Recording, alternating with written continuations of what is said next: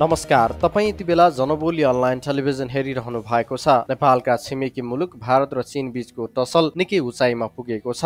यो समाचार तयार पार्दाको समयसम्म दुवै देशहरू भिड्ने अवस्थामा आइपुगेका छन्। भारतले चर्चित एप टिकटक लगायत सयौं एपमा प्रतिबन्ध लगाएर सीमामा सैन्य अपरेसनको तयारी गरेको छ। उता चीनले भारतको सिमानामा अत्याधुनिक हतियारसहित लडाकु विमान तैनात राखेको खबर बाहिर आएको छ। पेङगुङ तालमा भएको असहज परिस्थितिपछि चीनले भारतलाई आफूसँग प्रतिस्पर्धामा नउत्रिन अहिलेसम्मकै कडा चेतावनी दिएको छ। चीनले आफूसँग प्रतिस्पर्धामा उत्रिए चीनको जनमुक्ति सेना भारतलाई अतीतमा भन्दा धेरै क्षति पुर्याउन सक्षम हुने चीनको दाबी छ। चीनको सरकारी मुखपत्र ग्लोबल टाइम्सले भारतीय सेनाले पहिले नै गलत कदम उठाएको र भारतले नै पहिलेदेखि न्यू खोजेको भन्दै आफ्नो घरेलु समस्याबाट ध्यान मोड्न चीनसँग सङ्घर्षमा उत्रिएको आरोप लगाएको छ। ग्लोबल टाइम्सले लेखेको छ, भारत आफ्नो घरेलु समस्यासँग जुधिरहेको छ। कोरोना भाइरसको स्थिति नियन्त्रण भन्दा बाहिर छ। तपाईलाई जानकारी गराउँ, भारतको अर्थव्यवस्थाको स्थिति पनि खराब बनिरहेको छ। सीमामा उक्साउने गतिविधिहरू गरेर भारत आफ्नो घरेलु समस्याबाट ध्यान मोड्न चाहन्छ भनेर चीनको सरकारी अखबारले आरोप लगाएको छ।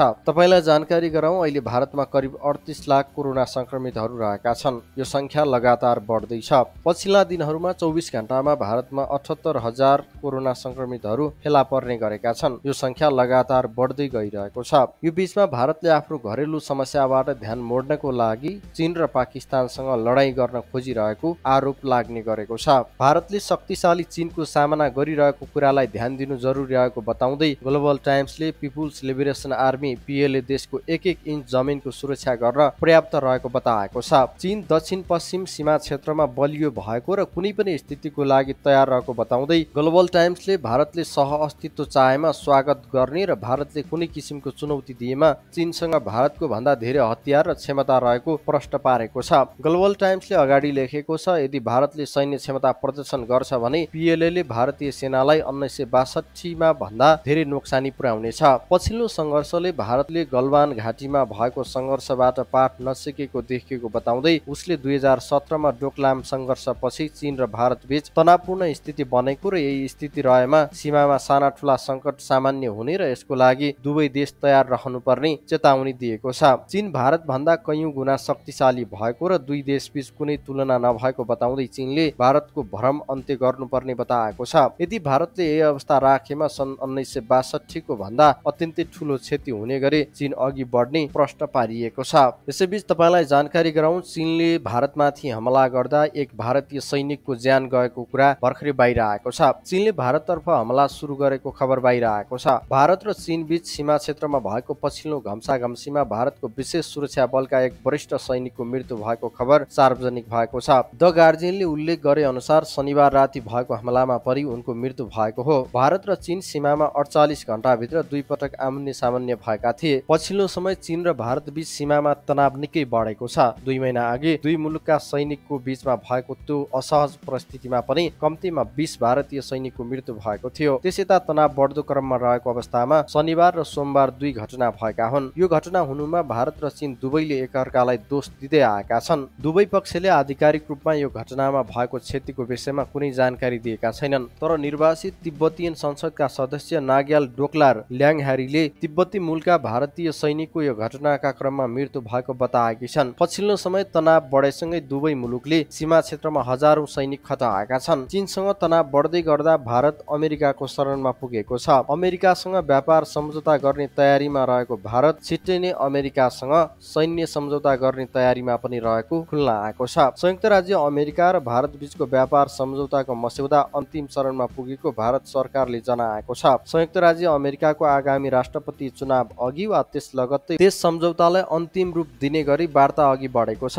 भारतका केन्द्रीय वाणिज्य तथा उद्योग मन्त्री पीयूष गोयलले दुई देशबीच व्यापारिक सम्झौताका सन्दर्भमा अमेरिकी प्रमुख व्यापार प्रतिनिधि रोबर्ट लाइजिरसँग निकट सम्पर्कमा रहेको मंगलबार बताएका छन्। अमेरिका भारत रणनीतिक साझेदारी मञ्चको बैठकलाई सम्बोधन गर्दै मन्त्री गोयलले भने, व्यापार सम्बन्धी पुरै प्याकेज लगभग तयार भइसकेको छ र यसलाई कुनै पनि समय अन्तिम रूप दिन सकिनेछ। भारतको विचारमा यो प्याकेजले दुवै मुलुकको जितलाई प्रतिबिम्बित गरेको छ। मन्त्री गोयलले अगाडि भने, मैले अमेरिकी व्यापार प्रतिनिधि लाइटिजरसँग विचार विमर्श गरेको छु। हामी दुवै बीच यो सम्झौता आगामी नोभेम्बरमा हुने अमेरिकी राष्ट्रपति चुनाव वा सोभन्दा अघि नै गर्न समझदारी बनेको छ। हामी भोलि नै यो सम्झौता गर्न पनि तयार छौं। मन्त्री गोयलले व्यापार सम्झौताले भारत र अमेरिका बीचको रणनीतिक साझेदारीलाई अझ प्रगाढ र गहिराईमा लैजान मद्दत गर्ने बताएका छन्। मन्त्री गोयलले दुवै मुलुक बीचको समझदारी अभिवृद्धि हुँदै गएमा आगामी दिनमा भारत र अमेरिका बीच स्वतन्त्र व्यापार सम्झौताका लागि मार्ग प्रशस्त गर्ने विश्वास व्यक्त गरेका छन्। यो बीचमा चीनलाई टक्कर दिनको लागि अमेरिकाले भारतलाई प्रयोग गर्न खोजिरहेको छ।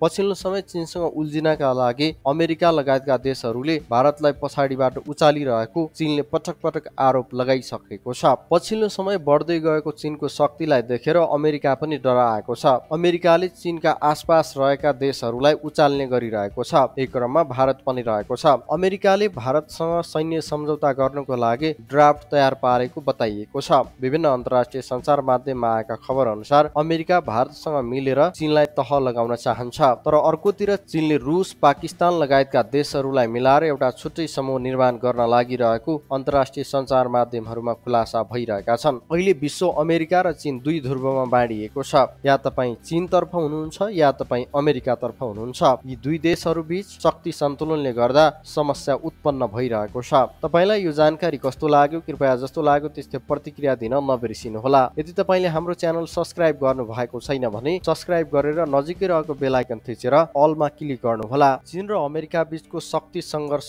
यसकारण पनि बढिरहेको छ। तपाईँ अनुमान लगाउन सक्नुहुन्छ अमेरिका झन्डै 12,000 किलोमिटरको दूरी तय गरेर दक्षिण चीन सागरमा आएर उसका छिमेकीहरूलाई उक्साइरहेको छ। दक्षिण चीन सागरमा अमेरिकाले आफ्नो शक्ति प्रदर्शन गरिरहेको छ। चीनले पनि आफ्नो शक्ति प्रदर्शन गरिरहेको छ। यी दुई देश बीचमा देखिएको शक्ति टकरावले गर्दा छिमेकी देशहरूलाई समस्या भइरहेको छ। अहिले विश्व अर्थतन्त्रमा यी दुई देशहरूका कारण निकै नै ठूलो समस्याहरू उत्पन्न भइरहेका छन्। अहिले कोरोना भाइरसलाई लिएर पनि यी दुई देशहरूले राजनीति थालेका छन्। अमेरिकी राष्ट्रपति डोनाल्ड ट्रम्पले पटक पटक कोरोना भाइरसलाई चिनिया भाइरस भनेर भनिरहेका छन्। यसले गर्दा पनि दुई देश बीचको सम्बन्ध चिसिएको छ। विश्वका ठूला अर्थतन्त्र भएका देशहरू बीचको टकरावले विश्वमा आर्थिक मन्दी ल्याइरहेको छ। विश्वभर बेरोजगारी लगायतका ठूल्ठूला समस्याहरू उत्पन्न भएका छन्। एक देशले अर्को देशको कम्पनीलाई तहस नहस पार्ने कामहरू भइरहेको छ। यसको प्रत्यक्ष वा अप्रत्यक्ष असर विश्वभरिका मानिसले भोग्नु परिरहेको छ। पछिल्लो समय अर्थतन्त्रका हिसाबले र विज्ञान प्रविधिका क्षेत्रमा अमेरिकालाई टक्कर दिन सक्ने देश चीन भएको छ।